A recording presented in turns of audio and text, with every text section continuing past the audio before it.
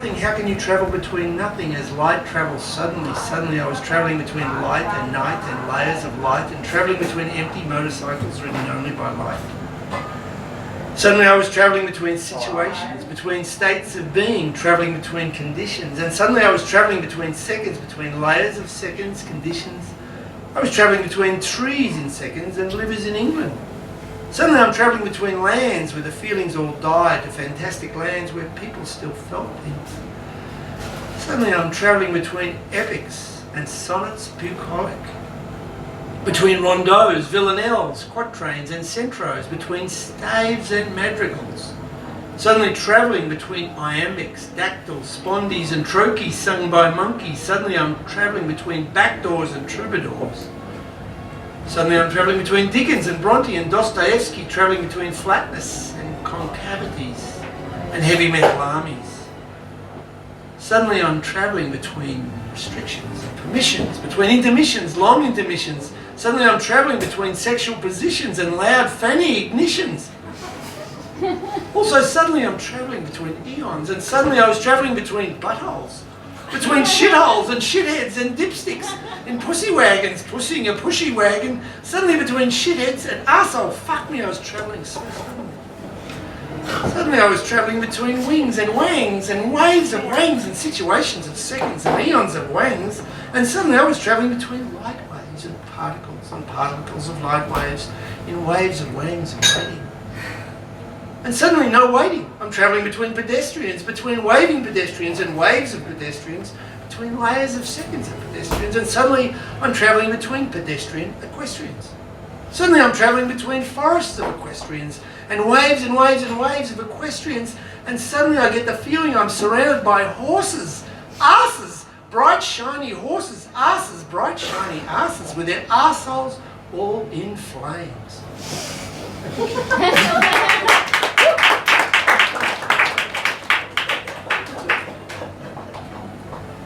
Thank you, Paddy Smith, for that prompt there. One of the most beautiful forms of refraction is the misunderstanding between beings in the silence of their proximity. That space and its time is refracted, not transmitted with cold fidelity, bending reality. Imagine not plagiarized from hands, hair, arms and lips. It is the pause, the cessation of all but respiration, which is the incandescent shrine in which this martyr is genuflecting, in which truth is refracted, heralding the arrival of individual realisation that pedestrian sharing of air and proximity has just been replaced by something else. Everything is changed. A few minutes until a tram stops or contact is blocked is when things change again and will never be exactly the same. The one or the other in proximate space and time don't want to understand. Not understanding is everything. Not understanding a camouflaged truth that hangs there in the silence and the stillness. A truth that exists in the space between two people, as real as gravity, camouflaged by a cloak of invisibility. Like this banal hallucination, a truth that wants to seem profound much more than it wants to be so.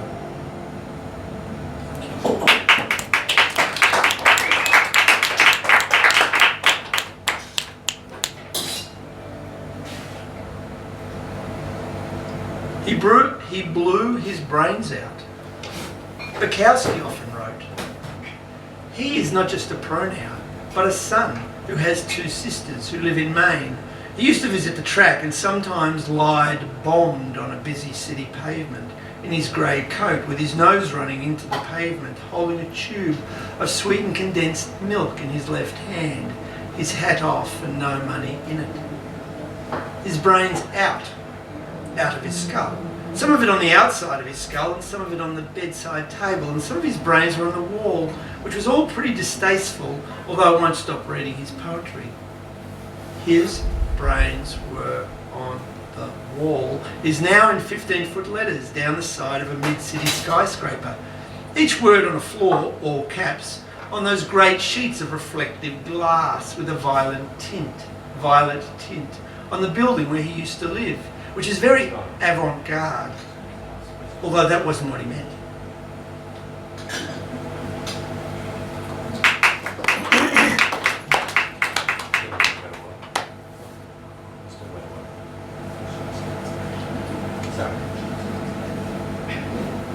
I saw pictures amid open tubes of oils, and I felt different. I felt light at seeing the photographs of two people dreaming the same dream.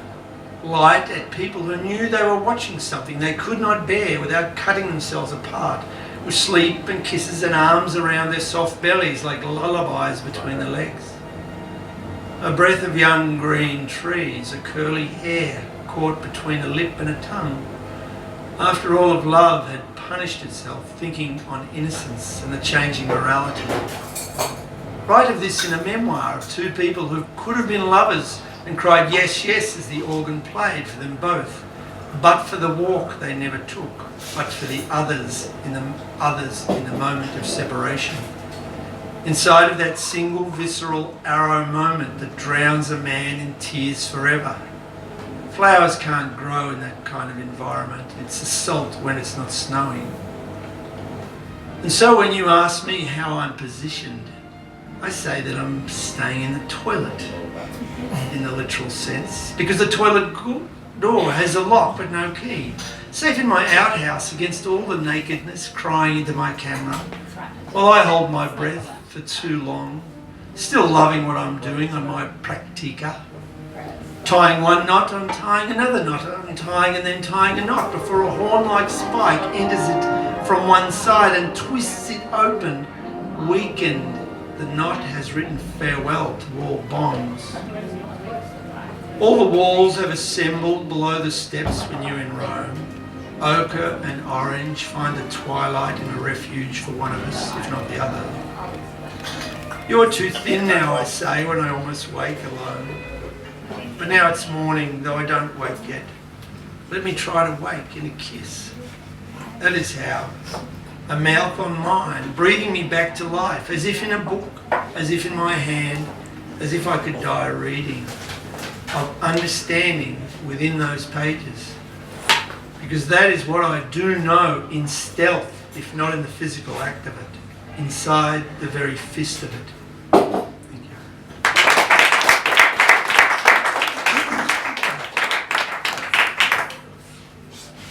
I've got another one.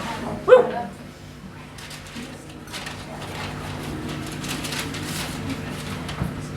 But this requires some beer. And some light. Actually, I was wanting some light so I could read it. I just need to test the acoustics.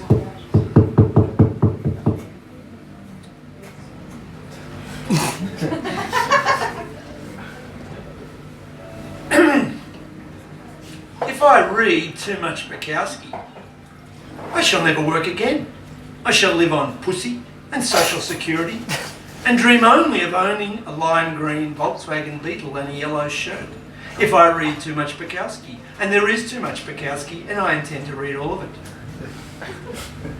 If I read too much of Patti Smith's favourite author, Roberto Bolaño, I shall spend my evenings in the pleasant company of an underage Bolivian sex worker under a bare bulb light measuring the length of my penis with a knife, slipping a little every now and then with the blade accidentally on purpose to create my long, long masterpiece, The Cut Snake. If I read too much Bolaño, but there is not much Bolaño, and I don't intend to read all of it. So my penis shall retain all of its dignity, integrity and purity, unless I read too much Henry Miller. If I read too much Hemingway, my scrotal sac will shrink progressively to the size of one of those hairy rambutans, and I shall think over a nice rum St. James only of those men who had the guts to never work, who had the guts to drive a lime green Volkswagen Beetle and wear a yellow shirt, Men who had the guts to measure and cut little nicks out of their own ever-lengthening pricks while their balls grew enormous gajones. And mine shrank and shrank until bits of my brains end up in a glass of orange juice. If I read too much Hemingway, and there is too much Hemingway, and I have read all of it.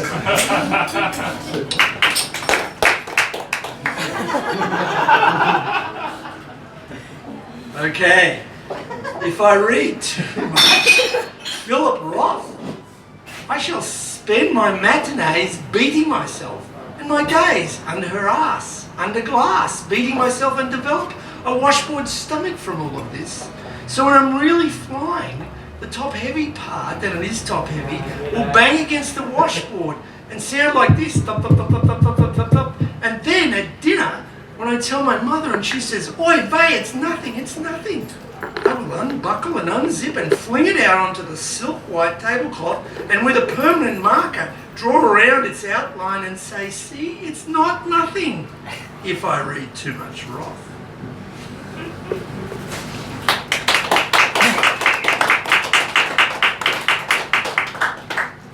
Okay, I need to drink a beer and then maybe one more if I've got time. Let's have one more. I don't know what it's going to do. What will it do to my wang? Actually, it's all right. One more. Okay, that reminds me of my wang poems. Oh no, I'm sorry, everyone.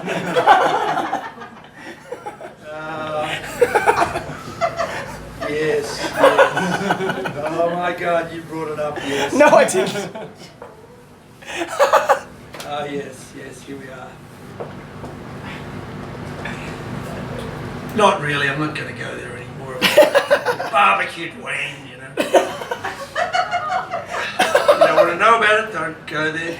A fake Bruce Willis walked out of a downtown bar. This is a fake Bruce Willis. Walked out of a downtown bar and fell face down in the gutter and drowned in Chinese gutter fat. Stand-ins can have a rough death, said Bruce. A fake poet was tortured by accident when the illegitimate government mistook him for Donald Trump's speechwriter. Poets that beat themselves to death invariably have their masterwork in their pockets, said Donald. Whereupon the riot squad checked his pockets and found a small brown business card showing that his next small cafe au lait is free.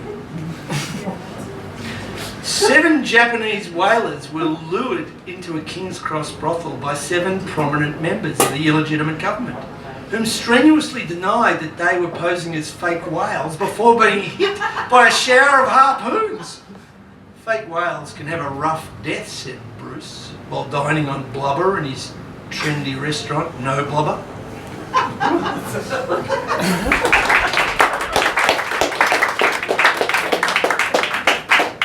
Thanks, guys.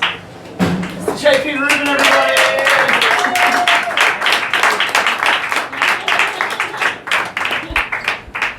I think that series of poems explains why the New South Wales Police decided it was a fine time to just pop in, check on everyone, make sure that everything's fine, we're not being damaged by rhetoric too much.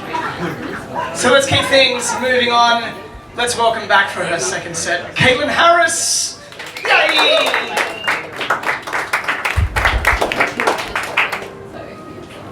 Thanks, guys. Okay. This one is called The Sea. The morning my mom went into labor with me, she was body surfing in the California waves, her tall, tan body carrying a bizarrely large belly that held me inside.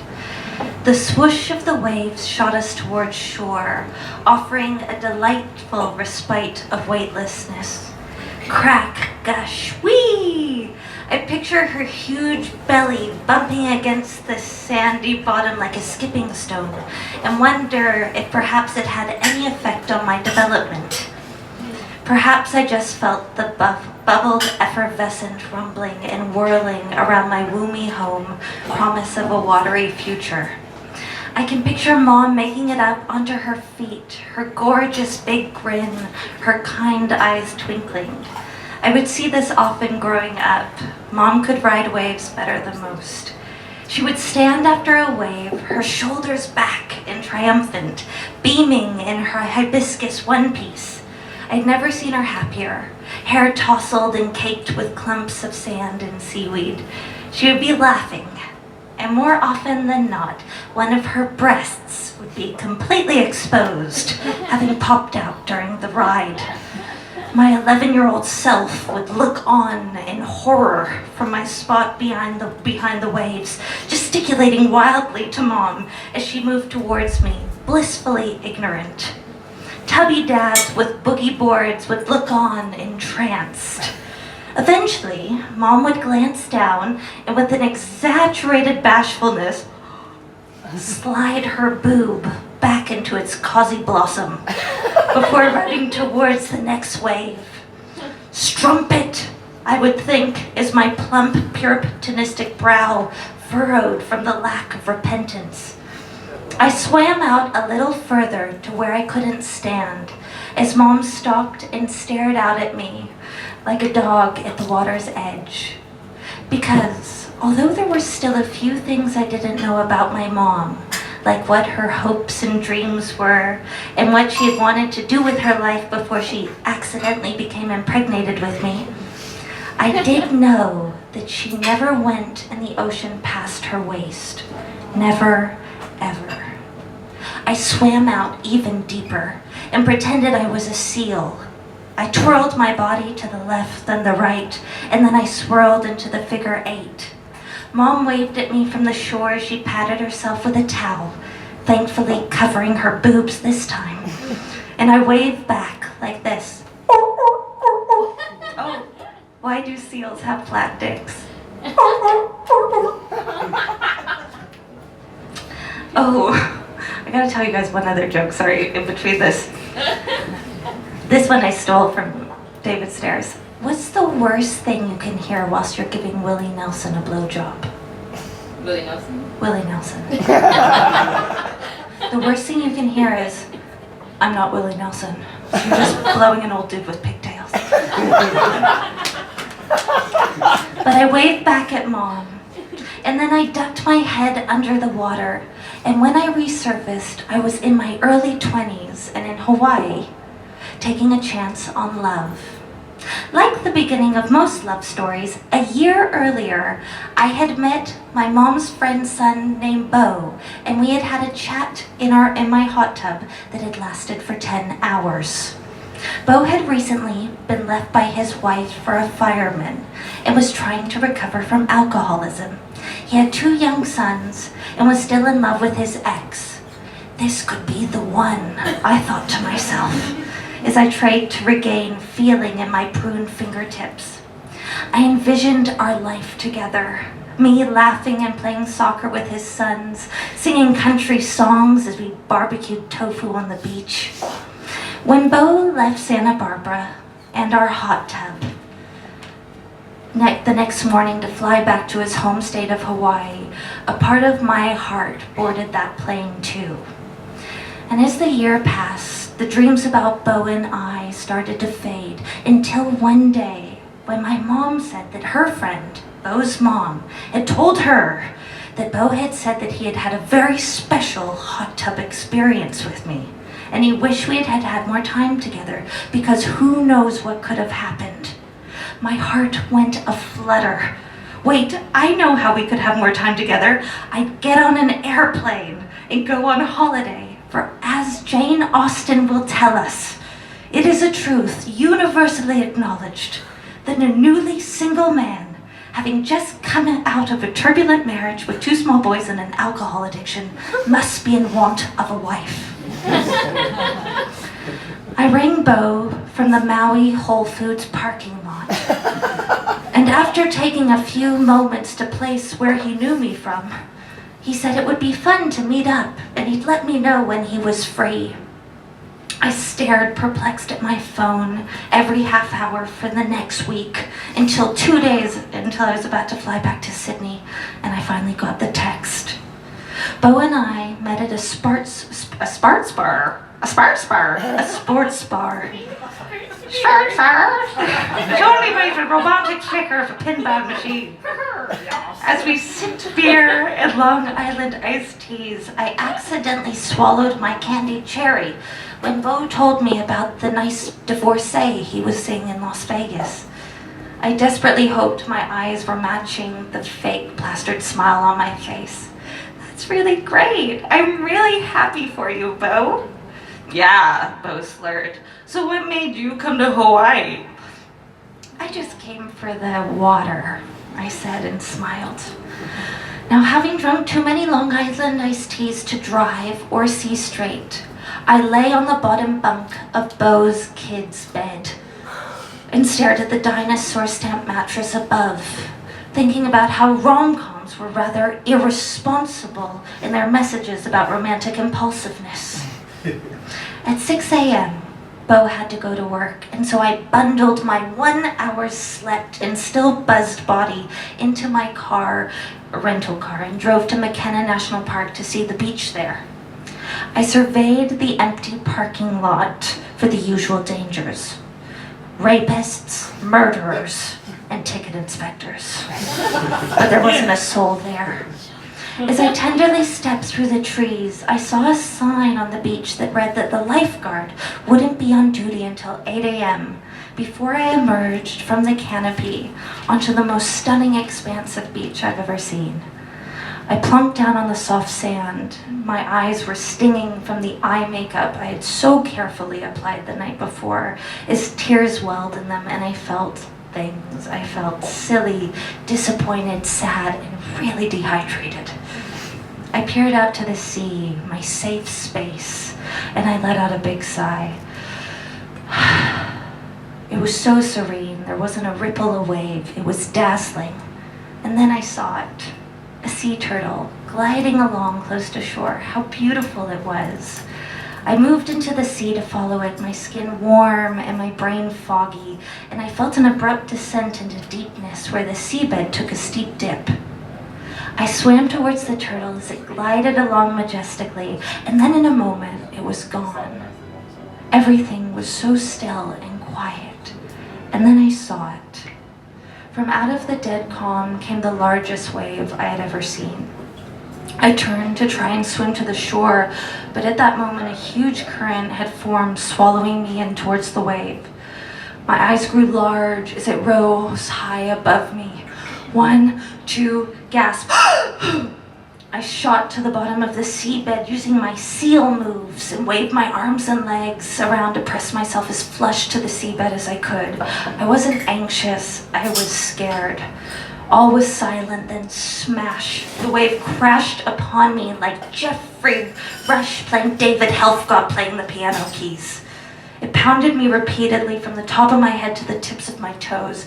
I heard my spine cracking like a pepper grinder, and then like a giant feline, the wave picked me up by the scruff of my neck, and with its wet, feral fangs thrashed me about like a rag doll. I rose to the surface, panting for breath, and tried again to swim towards the shore, but the rip rapids sucked me out with their ferocious might, and I saw a new wave, larger than the first, loom above me. And 1, 2, I sank to the bottom, staying quiet in the mounting stillness and silence like a frightened child hiding under their bed from an intruder. And then a thunderous smash onto me as the wave cracked my spine up and held me down and down and down, smothering me near breathlessness. My lungs ballooned and pumped within themselves as the air pulsed up my throat, trying to break free. The feral cat thrashed me about once again, but this time, when I reached the surface, I focused all my biological designs on tempo. 1, 2, swim, thrash, pause, swim, and then the current started to roar, and I dug my claws ferociously into the shelf of shallow sand and dug with all my might until I could pull myself out of the mouth of the slurping sea. I stumbled away from the shore and collapsed onto the sand. For all the times I thought I was dying, through 3 bouts of psychosomatic HIV, psychosomatic anal cancer, diabetes, mesothelioma, near kidnappings, real violence, and real sexual assaults. And with the exception of one of those real sexual assaults, this was a rare moment when I actually thought that I was leaving, going now. From the dead calm had come what's called a rogue wave, from the Latin rogare, to beg. When I arrived back in California, I told my dad about the wave, and as I lighted up the beach on the iPad to show him photos, I went quiet. The first thing that came up was a news article. Wendy had been body surfing 4 days before me at McKenna Beach with her young son when a rogue wave had come out of nowhere and shattered 2 of her vertebrae. She had been in a coma and passed away a few days later. The word drown is thought to be derived from the 1300s Old English word drunken, which means swallowed up by the water. My mom never came into the sea past her waist because she knew what it meant to be swallowed up by water. When she was 17, she had been on a remote beach near Sydney with her boyfriend. After a few drinks, Mom had frolicked into the sun-soaked Aussie surf and been whisked out by a strong riptide. She had tried to fight amongst it as the choppy sea crashed about her, and she remembers being more scared than she'd ever been in her entire life. And then as she sank beneath the surface, a calm came over her, and she remembers being more at peace than she had ever been in her entire life. And then she says that her whole life flashed before her eyes, and it felt like it lasted forever, but she thinks it must have only lasted a few moments. And then she saw a light at the end of a tunnel, and 2 people were standing there, and she recognized them, but she didn't know how. And as she moved closer to the light, she realized that all that mattered in this life was the love that you give and the love that you receive. And just as the brightness was about to envelop her, a surfer scooped her up, not my dad, and saved her. When she had recovered, the surfer said he hadn't taken his eyes off of her when she went in because it was so rough he knew he'd have to go in to save her. Things will happen to each of us. My dad used to say before he died, "Kate, we're not getting out of this alive." I believe we should trust our guts and follow our intuitions. Be a bitch or not nice if we need, or courageous, or meek and scared if that's what happens. Or a mixture of them all. It is okay. For as my mom once said, "Honey, you're never really safe and you're never really in danger." And I try to remember that before the spirit rises and does whatever it will do or be, that perhaps all that matters now is the love we give and the love we receive. Thank you, guys.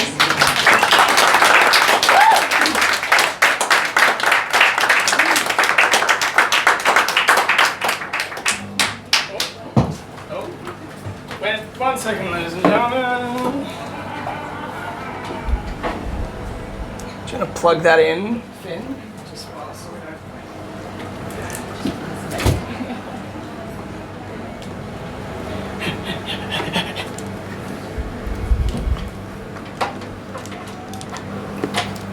oh yeah. Alright, ladies and gentlemen, friends, introducing once again the lovely Finn O'Neill, who's probably going to try and make sure that her guitar is sounding fine. So I'm going to kind of try and keep bantering while she does that. Just very professionally, you know. Do a bit of crowd work. How are you going, mate? Good. Real pro with this, everybody. You right, Finn? Finn O'Neill is great. Please give it up for the wonderful Finn O'Neill closing out this wonderful loose sleeve.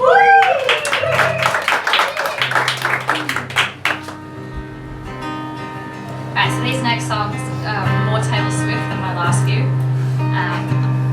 I met a boy about like maybe 9 months ago, and then he pissed me off, so I wrote a lot of songs about it. And that's what these next couple of songs about.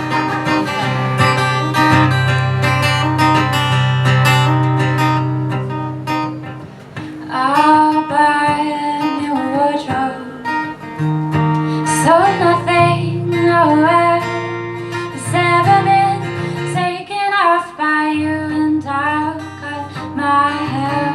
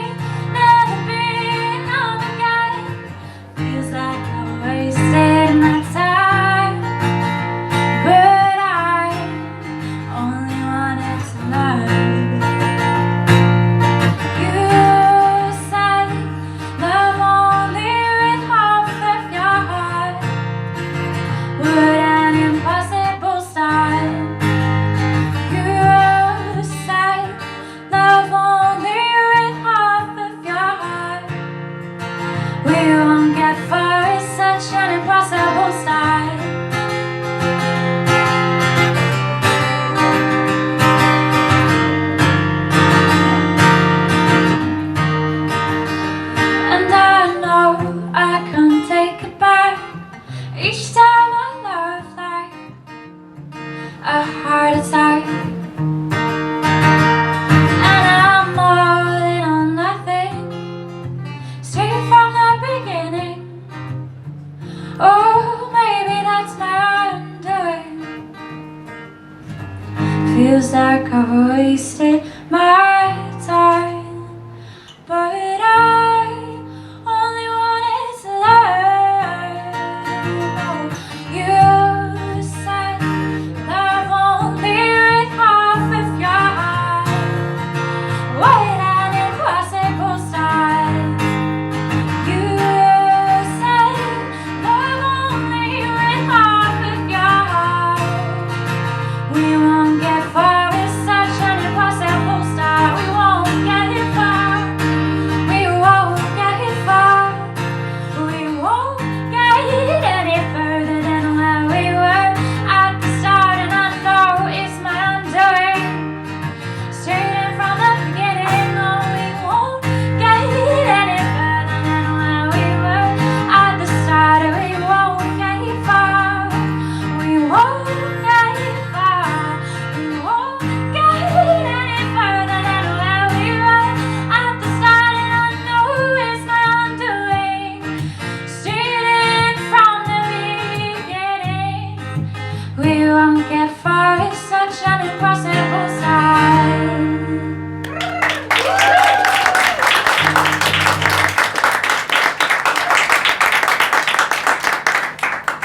This is so much fun. I love singing. Just gonna do this all the time. I have to remember the words to my song.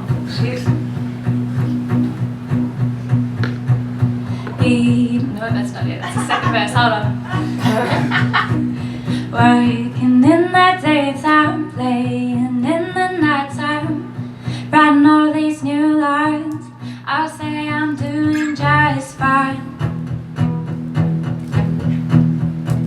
It's getting harder by the minute. I'm reaching for the limit. All these things I'm not controlling. Please, I just wanna get the last word in. And it's funny how things fall out of place. And I know I don't wanna see your face. So someone tell you you're not important anymore. When you leave out all the messy parts where you don't look as good as you think you are. So shamelessly blameless, there's no way I could save us. So someone tell you you're not important anymore.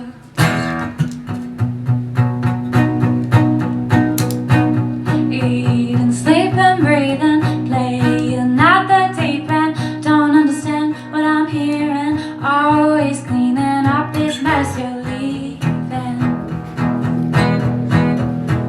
And it's funny how things fall out of place. And I know I don't wanna see your face. So someone tell you you're not important anymore. When you leave out all the messy parts where you don't look as good as you think you are. So shamelessly blameless, there's no way I could save us. So someone tell you you're not important anymore. This is how I saw you. Not quite like everyone that we knew. And no, I don't wanna see you. And I've always seen you behind the stained glass window. And it's funny how things fall out of place. But it's given me time to contemplate.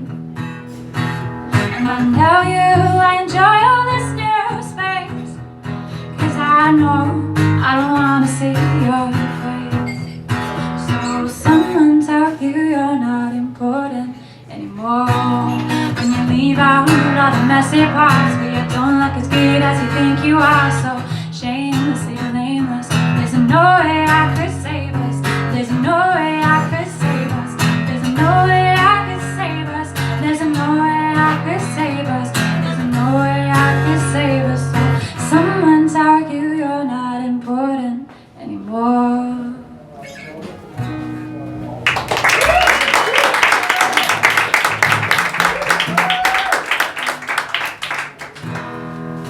Yeah, one more song.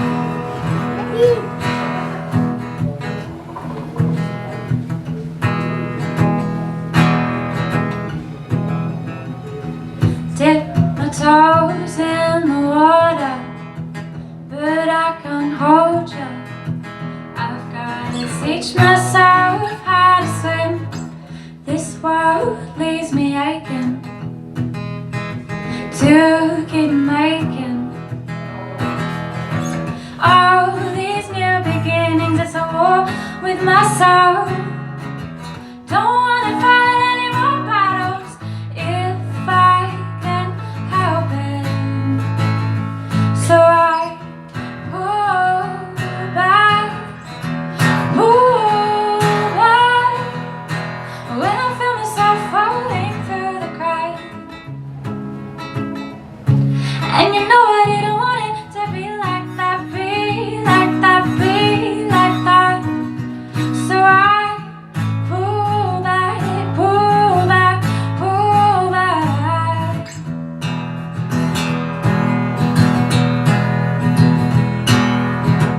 Believe that the day is just beneath my feet. I've got you to stretch and then I'll reach, and it's always such a chore. Don't wanna be the one left to clean up this mess anymore.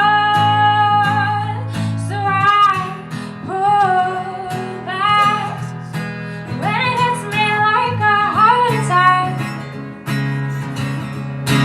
And you know I didn't want it to be like that, be like that, be like that.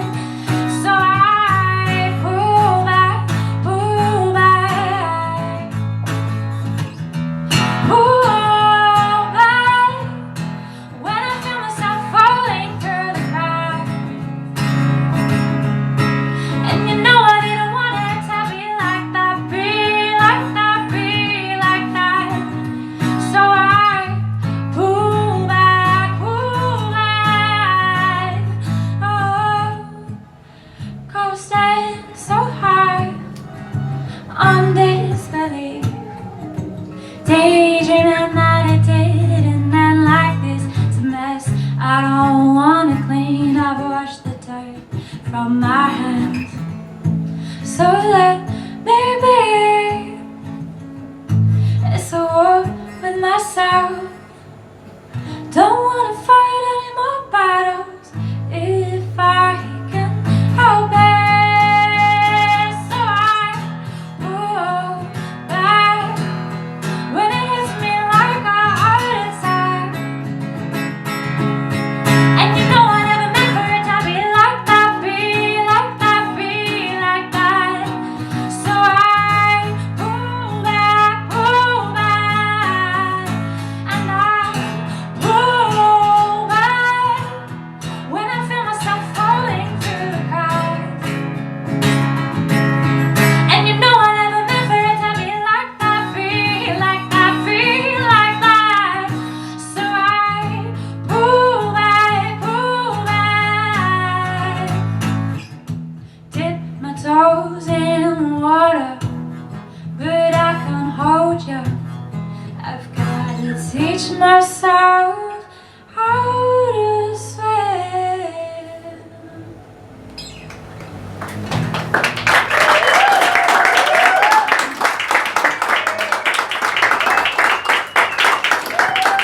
Fino Neal, ladies and gentle friends. So there's. Oh, That's me. nice. Hey, that's the. You really know it's live when there's like feedback and it's like a bit of humming and stuff. That's what it feels like to be somewhere where there's live performance happening with semi-competent people in charge. So, thank you very much, ladies and gentlemen, for being here for Loose Leaf. We do this every 2 months. So come along in September. There'll be another lovely crowd. There'll be another lovely set of artists. And also, there will be another raffle. So if you guys got your raffle tickets at the door, now it's time to whip them out. Dan, have we got the raffle? So Get your ticks out. get your tickets. Get your ticks out. Show us your ticks. Show us your tits. Now, usually, we often have. I can try this mic. This mic's better. We often have a live artist who makes live art during this thing. Now, I think we had plenty of live performance art, and unfortunately, you can't really take performance art home because otherwise, that'd be amazing if we just had like someone else who was like doing performance art all night and be like, you won that performance that you can't, But I think Kyle from the bar was like, you know what? I'm a performance artist, you can take me home. But that's saucy, Kyle. But what we do have is 2 double passes to give away to the next loose leaf. Oh my gosh, so you can get in for free. My God, like, there are some people who are like, that is a very inadequate prize. But still, we've got to give away something, right? Like, other than, hopefully we've given the gift of art, love, music. Yeah. So here we go. It also just feels good to win a raffle, Or M85. M85. M85. Anyone? Who's that? Yeah? Alright, here we go. There's nothing to give you. Yeah. No, what do you mean nothing to give you? Please. Please, we've established that this is a very valuable thing that we'll take you. That we'll get you. It's like, it's like a holiday prize, It's like, but you don't get the holiday straight away. You gotta like sign up. It's like, fine. But we have a nice picture of this boat that you'll be on. Alright, here we go. Number 2. And M95. Yes! Yes! Oh my gosh! See, now this is the correct reaction. Someone's excited. There was a bit of that. Anyway, thank you very much. Those lucky winners will be contacting you very shortly with your largesse of free tickets to the next month's next occasion inclusive. And for everyone who's joined us, please give it up for our wonderful artists tonight, JP Reuben, Kaylee Harris, and the wonderful Finn O'Neill. We'll see you next time, next month. And I'm going to run over there and turn up the background music. Yay! Yay! Woo! It's the other one. Another one, that one. That's it, it's that one, the one with the music. Thanks, Kyle. Alright, we're You make us look professional. Grab your name. Nikki, and we're actually friends with her. Nikki! Nicole Rue. Nicole! And I see leave room with me. Hey, roommate. Man, hopefully you make us fancy. We're like, go for it. Thanks, mate.